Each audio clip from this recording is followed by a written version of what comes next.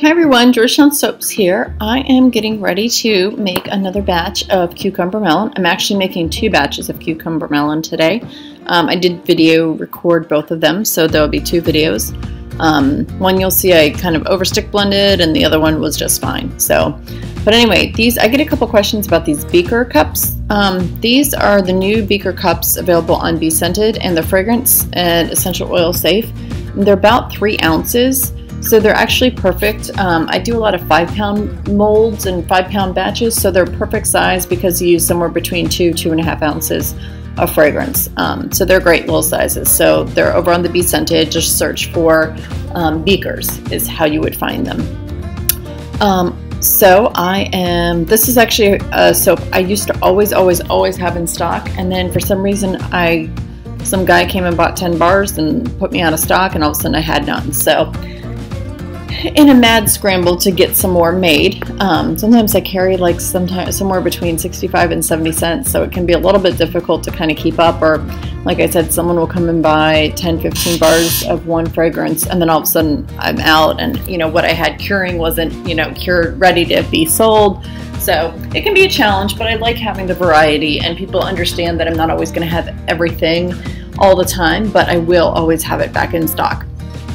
So I've got all of my oils and butters mixed in. I added my kale and clay and my colloidal oatmeal. Here goes the lye. I'm going to go ahead and stick blend this just a little bit. I'm using the green apple mica from BeScented. It's a really nice color. And what I like is that you can make it deeper or you can make it lighter. And what I always do with my cucumber melon is I will make the whole batch the green, and then I'll portion a little bit out, and then I will add some titanium dioxide to the smaller batch, and so it just kind of makes the colors complementary, and it's pretty easy. You don't have a whole bunch of stuff to clean up. So anyway, here is the green apple, super nice color. And then I'm gonna, like I said, I'm gonna go ahead and portion a little bit out and add some TD, and then I will go ahead and do the pour. I'm gonna do a little chopstick swirl in here. So I will bring you guys back for the cut.